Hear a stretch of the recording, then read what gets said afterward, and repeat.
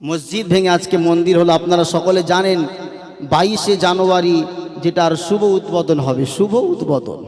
আজকে তো মসজিদ ভেঙে মন্দির হচ্ছে, বাপ হচ্ছে না, হয় না? কথা বলেন।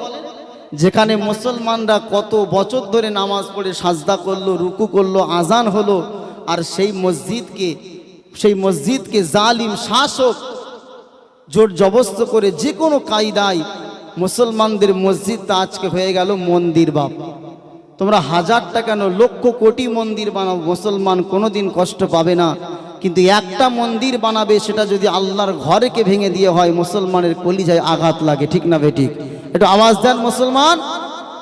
যেখানে আল্লাহর সাজদা হয়েছে, 5 ওয়াক্ত যে মসজিদে আল্লাহর আজান হয়েছে, তুমি ক্ষমতার আসরে বসে পুলিশ প্রশাসন আইন তোমার হাতে আছে বলে এই ক্ষমতার চেয়ারে বসে তোমার ক্ষমতা দেখিয়ে মুসলমানদের উপরে জুলুম করে আল্লাহর ঘরকে নিজের দখলে করেছো।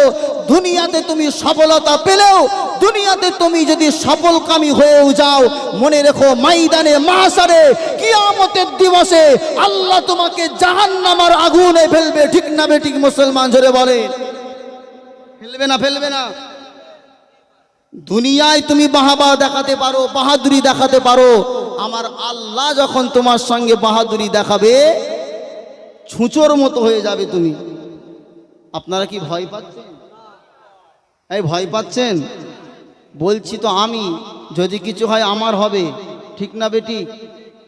আমি আমার দেশে বসবাস করি, নিয়ম শৃঙ্খলা মানি, কিন্তু যদি কোনো অন্যায় হয়, একটা ভারতের নাগরিক হিসাবে আমারও বলবার অধিকার আছে। ঠিক না বেটি? জোরে বলেন। আমিও তাকে ভোট দিই, আমিও তাকে ভোট দিয়ে ক্ষমতা, আমার ভোটেও তো সে আসনে বসতে পারে। তাহলে আমি যদি একজন ভোটার হয়ে থাকি, ভারতের নাগরিক হয়ে থাকি, তাহলে তুমি যেই হও না কেন, অন্যায় করলে আমি যে ধর্মেরই হই না কেন, আমার নিজ নিজ ধর্মের ব্যাপারে কথা বলবার ক্ষমতা আছে না নাই? মসজিদ ভেঙে আজকে মন্দির হলো। আপনারা সকলে জানেন 22শে জানুয়ারি যেটার শুভ উদ্বোধন হবে, শুভ উদ্বোধন। নাউজুবিল্লাহ বলেন। আর ওই শুভ উদ্বোধনে আমাদের মতো কিছু তেফেরেঙ্গা হাইব্রিড মুসলমান, নামধারী মুসলমান, তারা সামিল থাকবে। বাপ নামের লিস্ট দেখছিলাম, অনেক বড় বড় সব সেলিব্রিটি ওখানে উপস্থিত থাকবে। কিসের জন্যে? মসজিদ ঘর ভেঙে দিয়ে, মসজিদ ভেঙে দিয়ে তাদের ধর্মলয় বানানো হলো। আর এই মুসলমান, এই স্বজাতি আমার মুসলিম ভাইরা খুশি প্রকাশ করবে। আমাদের কোনো দুঃখ নাই, আমাদের দুঃখ হলো একটা জায়গায়। কোন জায়গায়? তুমি মুসলমান হয়ে তোমার কলিজায় তো একটু কষ্ট হওয়ার দরকার ছিল। ঠিক না বেঠিক? জোরে বলে। কষ্ট হলো না। কিছুদিন আগে একটা ভিডিও দেখছিলাম, একজন মহিলা কোথা থেকে হেঁটে আসছে, জায়গাটার নাম মনে নাই, কাঁধে বড় ব্যাগ ঝুলিয়ে, মুখে হিজাব বেঁধে, মুসলিম বোন, সে গর্ব করে বলছে রাম শুধু হিন্দুদের দেবতা নয়, রাম হচ্ছে সব মানুষের দেবতা। এটা যদি কোনো মুসলিম বলে, তৎক্ষণাৎ সে মুশরিক হয়ে যাবে। কেন? মুসলমানদের আকীদা হলো আল্লাহ হলেন এক। আল্লাহ যেটা কোরআনে বলেছেন, কুল, হে নবী আপনি বলুন, হুয়াল্লাহু আহাদ, আল্লাহ হলো এক। আল্লাহ বলেছেন, লাউ কানা ফীহিমা আলিহাতুন ইল্লাল্লাহু লা ফাসাদাতা, দুনিয়ার জমিনে আমি আল্লাহ ছাড়া যদি দ্বিতীয় কোনো মাবুদ থাকতো, তাদের ভিতরে ঝগড়া ফাসাদ বেঁধে যেত। এই আয়াতগুলো প্রমাণ করে আল্লাহ এক। আর সে বলছে শুধু হিন্দুদের নয়, সবার দেবতা। মুশরিক হবে না? হবে না? ও বলছে আমি গর্ববোধ করি, আমি মুসলিম বলে নিজেকে গর্বিত মনে করি যে আমাদের দেশের প্রধানমন্ত্রী যে সুন্দর মন্দিরটা নির্মাণ করেছে, হেঁটে হেঁটে হেঁটে হেঁটে মুসলিম সমাজে তার জন্ম, মুসলিম ঘরে তার জন্ম, মুখে হিজাব বাঁধা, ও আসছে ওই শুভ উদ্বোধন অনুষ্ঠানে সামিল হওয়ার জন্যে। আল্লাহকে জান্নাত দিক। জোরে বলে। জান্নাতে দেবে না, জাহান্নামে। আল্লাহ হেদায়েত দান করুক। ওর মতো মুসলমান, এরা হচ্ছে মুসলিম জাতির কলঙ্ক। ঠিক না বেঠিক? জোরে বলেন। বাবা আমার যে কথা বলছিলাম, যে বাদশাহ বিশাল বড় একটা মসজিদ তৈরি করবে, মনে আছে? মসজিদ তৈরি করবে, বিশাল বড় মসজিদ। মসজিদ নির্মাণ করবার পূর্বে সমস্ত মানুষকে ডেকেছেন। ডাকার পরে বলছে, শোনো হে আমার দেশের প্রজারা, আমি বাদশাহ যে মসজিদটাকে নির্মাণ করতে চাই, এই মসজিদ নির্মাণ করবার ক্ষেত্রে তোমরা যেন কোনো রকম আর্থিক সহযোগিতা কেউ করবে না, সম্পূর্ণ আমি বাদশাহ আমার নিজের পয়সা থেকে এই মসজিদটা নির্মাণ হবে এবং মসজিদটা আমার নামেই থাকবে, তোমরা কেউ সহযোগিতা। আর এমন একটা মসজিদ করব যেটা 8-10টা দেশের মানুষ দেখে বলবে না সত্যি একটা মসজিদ করেছে, মানুষ আমাকে ভালো বলবে। কিসের উদ্দেশ্যে? মানুষ বাহবা দেবে। আমার আব্বা ভাইজানেরা, নওজওয়ানেরা, তরুণীরা, হে রাসূলুল্লাহ দিওয়ানারা, আল্লাহ পাক রব্বুল আলামিনের এই বান্দাটা যখন মনে মনে নিয়াত করলেন বিশাল একটা মসজিদ নির্মাণ করব, আপনার বাদশার ইচ্ছা অনুযায়ী কাজ আরম্ভ হয়ে গেল। দেখতে দেখতে দেখতে দেখতে বিশাল বড় আকারের একটা মসজিদ নির্মাণ হয়ে যায়। আল্লাহ পাকের ওই বান্দা, ওই বাদশাহ দেশের প্রজাদেরকে ডেকে বলল, এ দেশের প্রজারা, এ আমার দেশের মানুষেরা, আমি বাদশাহ যে মসজিদটাকে নির্মাণ করে দিয়েছি, এই মসজিদটা আমি মারা যাওয়ার পরেও দুনিয়াতে থাকবে। আমি বাদশাহ এই মসজিদের নামটা আমার নামে দিতে চাই। দেশের মানুষ যেন এসে বুঝতে পারে এই মসজিদের নির্মাতা যিনি, এই মসজিদ যিনি নির্মাণ করেছেন তিনি অমুক বাদশাহ, আমার নাম সকলে স্মরণ করবে।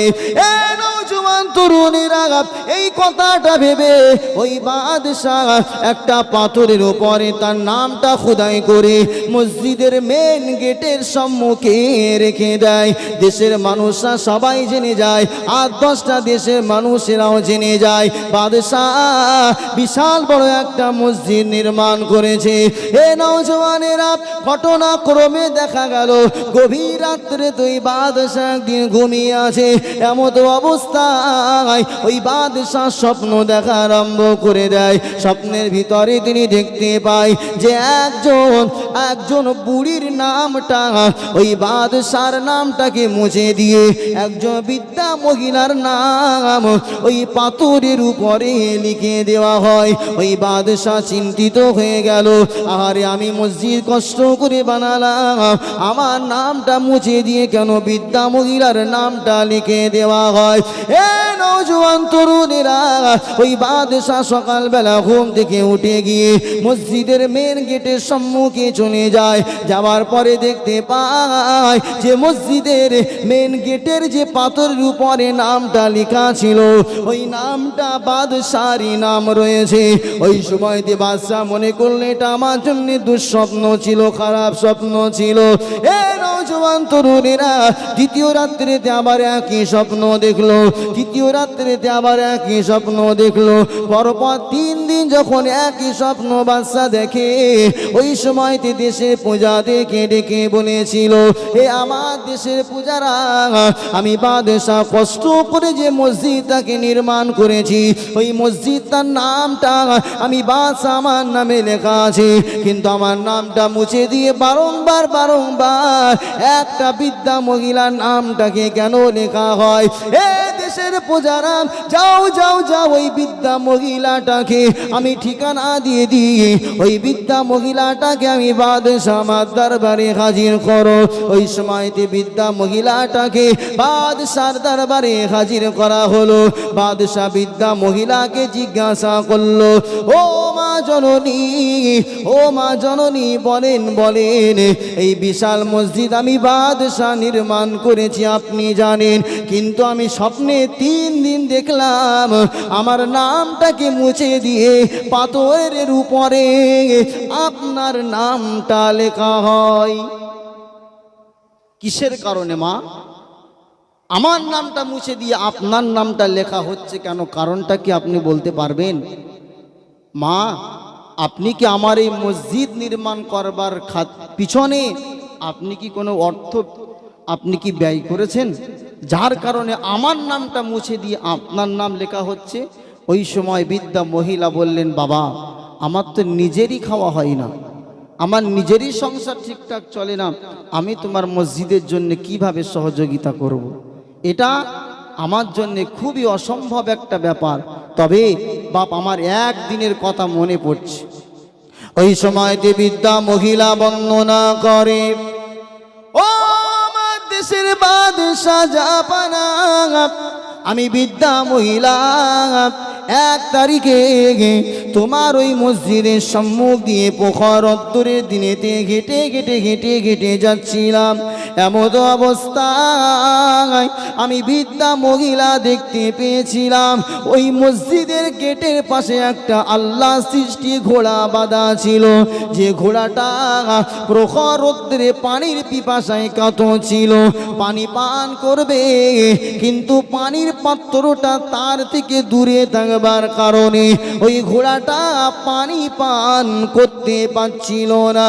এ বাদশাহ জাহাপানা, আমি বৃদ্ধা মহিলা, আমার মনে বড় মায়া হয়, আমার মনে বড় দয়া হয়। আমি মনে করলাম আল্লাহর এই সৃষ্টি ঘোড়া আল্লাহর ঘরের মাল বহন করে অনেক কষ্ট হয়ে গেছে, মনে হয় পানি পান করবে কিন্তু পানির পাত্রটা দূরে থাকবার কারণে পানি পান করতে পারে না। আমার মনে মায়া হওয়ার সাথে সাথে ওই পানির পাত্রটা ঘোড়ার সম্মুখে আমি আগিয়ে দিয়েছিলাম।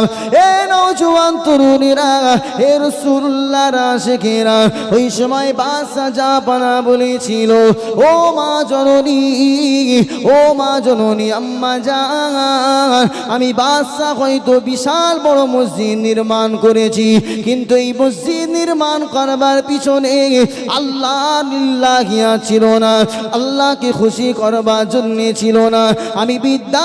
আমি বাদশাহ মসজিদটা লোক দেখাবার জন্য করেছিলাম।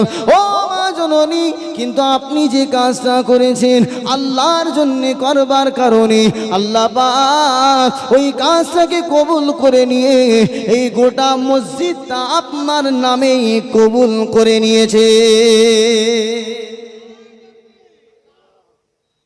বাপ আমার, তাহলে আল্লাহর জন্য কোনো কাজ করলে সেটা যদি কিঞ্চিত হয়, অল্পও হয়, তাহলেও সেই কাজটা আল্লাহর জন্য করলে আমার আল্লাহ খুশি হয়। জোরে বলেন।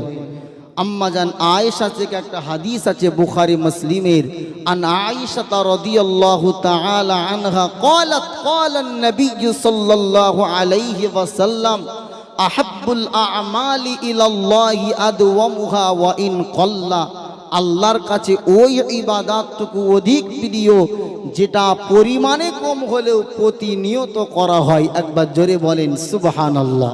তাহলে দুনিয়ার জমিনে যে সমস্ত সুহাদারা আল্লাহর উদ্দেশ্যে নয়, পৃথিবীর মানুষকে রাজি খুশি করবার জন্যে, দেখাবার জন্যে, নিজের নামকে পৃথিবীর ইতিহাসে স্বর্ণে অক্ষরে লিখে রাখবার জন্যে আল্লাহর রাস্তায় যারা জিহাদ করেছে, আমার আল্লাহ কিয়ামতের দিবসে ওই সমস্ত শহীদদের কোনো মর্যাদা দেবেন? বলেন না। তাহলে তৃতীয় নম্বরে আল্লাহ ওই শ্রেণী, ওই শহীদদের উপরে মর্যাদা দিয়েছেন যারা আল্লাহর উদ্দেশ্যে, আল্লাহর খুশির জন্যে জান মালকে কুরবান করেছেন। জোরে বলেন সুবহানাল্লাহ। আল্লাহ পাক রব্বুল আলামিন বললেন, আনআমাল্লাহু আলাইহিম মিনান নাবিয়্যিনা ওয়াস সিদ্দীকিনা ওয়াস শুহাদাই ওয়াস সালিহিন। আমার আল্লাহ পাক চতুর্থ নম্বরে জানিয়ে দিয়েছেন, দুনিয়া জমিনে যারা নেক সালেহ বান্দা, দুনিয়া জমিনে যারা আল্লাহ ওয়ালা, আমার আল্লাহ বললেন তাদের উপরে আমি আল্লাহ আমার নিয়ামত। জোরে বলেন সুবহানাল্লাহ। নেক সালেহ যারা হবে, এই নেক সালেহ হওয়ার জন্য কোনো এলাকা খাস হয় না। এই নেক সালেহ বান্দা হওয়ার জন্য কোনো নির্দিষ্ট বংশের প্রয়োজন হয় না। এই নেক সালেহ হওয়ার জন্য নির্দিষ্ট কোনো টাইটেল তার আগে পিছে থাকা লাগে না। আল্লাহর নেক সালেহ বান্দা তারাই হয় যারা আল্লাহর হারামকৃত জিনিসগুলোকে বর্জন করে আর আল্লাহর আদেশকে মান্যতা দেয়, তারাই হচ্ছে নেক আর সালেহ। একবার জোরে বলুন সুবহানাল্লাহ।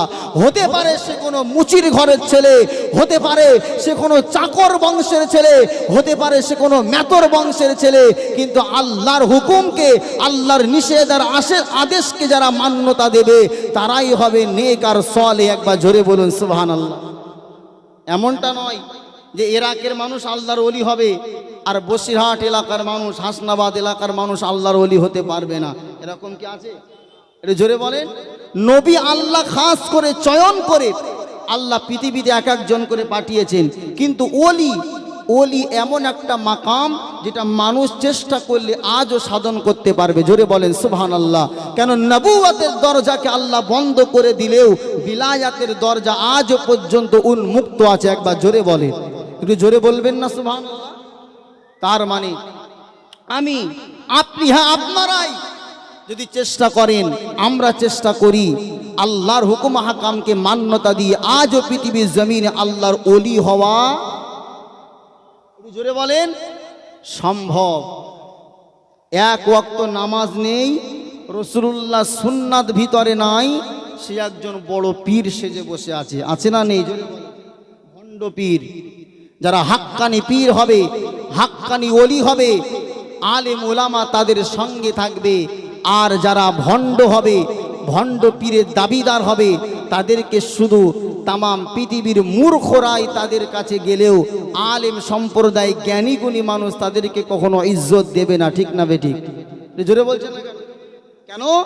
আলেমদের কাছে অস্ত্র আছে, আলেমদের কাছে গবেষণা করবার জিনিস আছে, সেটা হচ্ছে কোরআন আর হাদিস।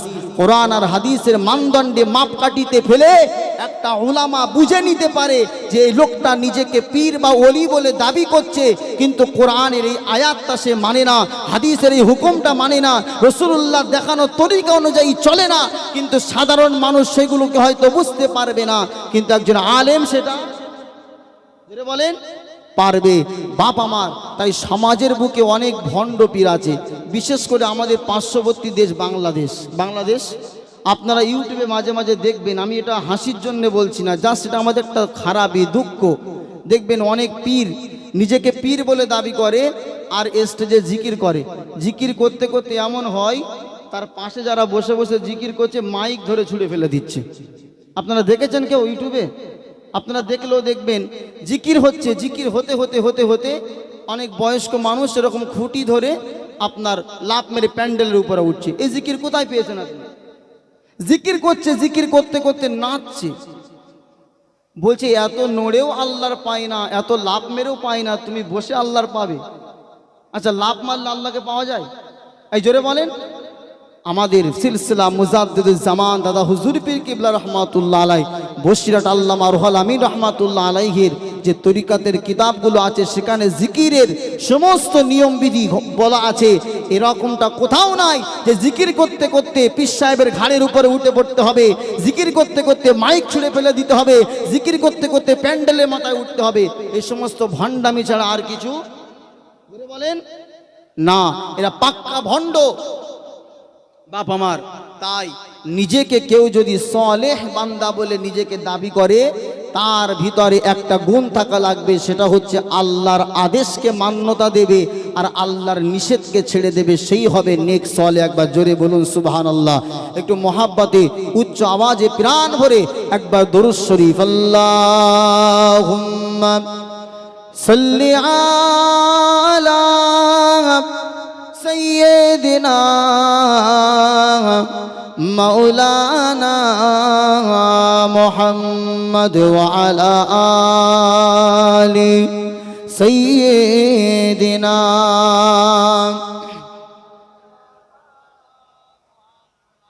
درود اللهم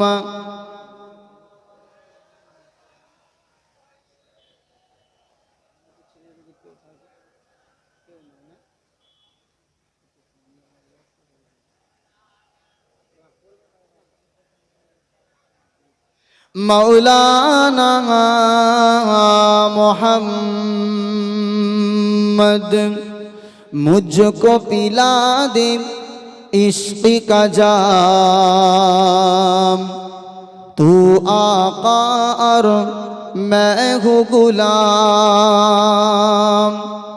मुझको पिला दे इश्क का जाम, तू आका और मैं हूँ गुलाम, रब के दुलारे तुम ही तो हो, सबके सहारे तुम ही तो हो आए नबी जितने दुनिया में सबसे प्यारे तुम ही तो हो भेजे खुदा ने तुझको सलाम भेजे खुदा ने तुझको सलाम तू आका और मैं हूँ गुलाम मुझको पिला दे इश्क का जाम तू आका और मैं हूँ गुलाम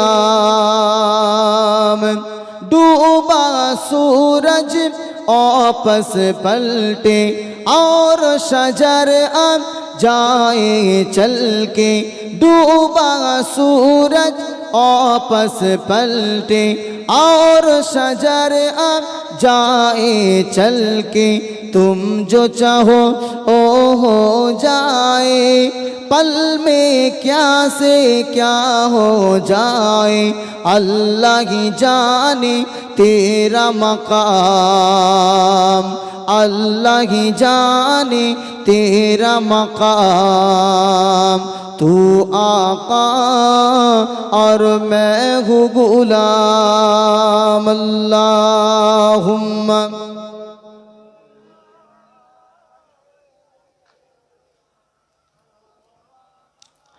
अला आली सय्यिदिना मौलाना मुहम्मद সকলে পড়ুন সাল্লাল্লাহু আলাইহি ওয়াসাল্লাম। বাবাজি আমার, তাহলে আমি আপনাদের কাছে বলছিলাম যে দুনিয়ার জমিনে 4 শ্রেণী ব্যক্তির উপরে আমার আল্লাহ পাক রব্বুল আলামিন নিয়ামত দিয়েছেন। প্রথম নম্বরে নবীগণ, দ্বিতীয় নম্বরে সিদ্দিকিন, তৃতীয় নম্বরে শুহাদা, চতুর্থ নম্বরে সালিহিন। একবার জোরে বলুন সুবহানাল্লাহ। আমি বলেছি নবীর দরওয়াজা বন্ধ হয়ে গেছে, কিন্তু মনে রাখেন সিদ্দিক হওয়া আজও বর্তমান সময়ে মানুষ চেষ্টা করলে সিদ্দিক উপাধি গ্রহণ করতে পারবে। দুনিয়ার বুকে কোনো মানুষ যদি এখনো মনে করে আমি শাহাদাতের মৃত্যুবরণ করব, এখনো সময় আছে নিজেকে শাহাদাতের মর্যাদায় ভূষিত করবার সময়। কেউ যদি মনে করে আমি আল্লাহর নেক সলে বান্দা হব, এখনো সময় আছে নেক সলে হওয়ার। আর আল্লাহর নবীর দরওয়াজাটা নবী খাস করে বন্ধ করে দিয়েছেন। আব্বাজা ভাইজানেরা, নওজওয়ানেরা, তরুণেরা, এ নবী পাকের দিওয়ানারা, আমি প্রথম আমার আয়াত শুরু করেছিলাম। আমার আল্লাহ পাক রব্বুল আলামিন কোরআনের ভিতরে জানিয়েছেন, ইয়া আইয়ুহাল্লাযীনা আমানুত্তাকুল্লাহ, হে আমার বান্দা বান্দিরা, হে বিশ্বাসী ইমানদার বান্দা বান্দিরা, ইত্তাকুল্লাহ ওয়া কুনু মা'আস সাদিকিন, তোমরা আল্লাহকে ভয় করো আর দুনিয়াতে যারা সত্যবাদী তাদের সঙ্গী তোমরা হয়ে যাও। এ নওজোয়ান তরুণেরা, সত্যবাদীদের দলভুক্ত যদি আমাকে আপনাকে হতে হয়, দুনিয়ার জমিনে সব চাইতে বড় সত্যবাদী যিনি চিনেন তার নাম হলো সাইয়্যিদুনা মুহাম্মাদুর রাসূলুল্লাহ। একটু জোরে বলেন সুবহানাল্লাহ। দুনিয়ার জমিনে কোনো মানুষ যদি সত্যবাদী দলভুক্ত হতে চায় তাহলে সে যেন আল্লাহ রসুলকে ইত্তিবা অনুসরণ করে নেয়। কেননা দুনিয়ার জমিনে সব চাইতে বড় সত্যবাদী যিনি ছিলেন তিনি আমার আপনার নবী মুহাম্মদুর রাসূলুল্লাহ। এ রাসূলুল্লাহ দিওয়ানারা, তাহলে আল্লাহ রসুলের সঙ্গী হতে গেলে কি কি আমাদের করণীয় আছে? আল্লাহ রসুলের সঙ্গী হতে গেলে আমাকে আপনাকে দুনিয়াতে কি কি করা লাগবে? আমি কথাগুলো খুব সংক্ষেপে আপনাকে বলে যাই। আল্লাহ রসুলের যদি কেউ সঙ্গী হতে চায়, আল্লাহ রসুলের যদি কেউ সাথী হতে চায়, আল্লাহ রসুলের সঙ্গী হতে গেলে শুধু জবান দিয়ে সঙ্গী বলে নিজেকে সঙ্গী বলে বলে ঘোষণা করলে হবে না। আল্লাহ রসুলের সঙ্গী বলে যদি কোনো মুসলমান দাবি করে, তাহলে প্রথম নম্বরে কাজটা হবে আল্লাহ রসুলের সুন্নাতগুলোকে তার জীবনের ভিতরে বাস্তবে রূপ দেওয়া। এ নওজোয়ান তরুণেরা, এ রাসূলুল্লাহর আশিকেরা, নিজেকে আমরা রাসূলুল্লাহর সঙ্গী অনেকে বলে থাকি। কেন বলি? যে বছরে একবার করে আমরা নবী দিবস পালন করি, আর বছরে দুটো করে ঈদের নামাজ আদায় করি। মাসে রমজান মাসে একটা মাস করে রোজা রাখি। আমরা হলাম রাসূলুল্লাহর সৈনিক। না না না, আল্লাহ রসুলের সৈনিক তো তারা যারা নিজের জান আর মালকে যারা আল্লাহ রসুলের জন্য কুরবান করে দিতে পারে। জোরে বলুন সুবহানাল্লাহ। আরো একটু জোরে বলেন সুবহানাল্লাহ। সব কিছু আল্লাহ রসুলের জন্য উজাড় করে দিতে হবে। আল্লাহ রসুলের জন্য যারা নিজের জান মাল সব কিছু কুরবান করে দিতে পারবে, তারাই হবে রাসূলুল্লাহর প্রকৃত সঙ্গী। একবার জোরে বলুন সুবহানাল্লাহ।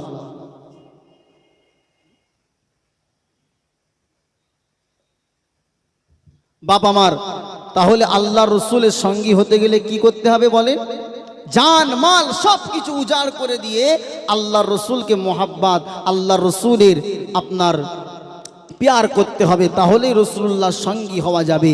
আল্লাহর নবী বলেছেন, হে আমার সাহাবায়ে কেরামেরা, তোমরা যারা নিজেকে ঈমানদার বলে দাবি করো, লা ইউমিনু, তোমরা ঈমানদার ততক্ষণ হতে পারবে না হাত্তা আকুনা আহাব্বা ইলাই, যতক্ষণ না পর্যন্ত আমার উপরে তোমাদের মোহাব্বত মি ওয়ালিদিহি ওয়া ওয়ালাদিহি ওয়ান নাসি আজমাইন, তোমাদের পিতা মাতা দুনিয়ার সমস্ত জিনিসের থেকেও আমি রাসূলুল্লাহ আমার উপরে মোহাব্বত তোমাদের বেশি না হবে, ততক্ষণ তোমরা ঈমানদার হতে পারবে না। কার কথা এটা?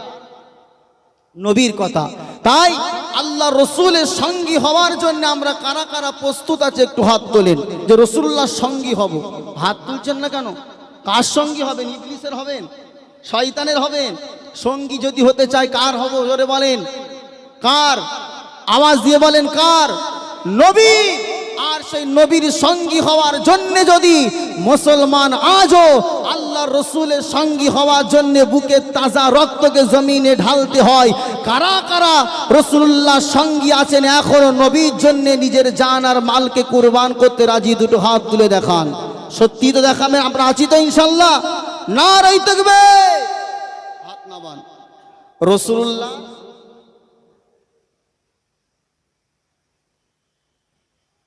আচ্ছা, রাসূলুল্লাহর সঙ্গী হতে গেলে আমাদের রাসূলুল্লাহর জন্য সবকিছু উজাড় করে দিতে হবে। বাপ আমার, হযরত আবু বকর সিদ্দিক রাদিয়াল্লাহু তাআলা আনহু খুব গরিব সাহাবী। হযরত উসমান গনি রাদিয়াল্লাহু তাআলা আনহু অনেক ধনী সাহাবী, জানার উপাধি ছিল গনি, ধনী।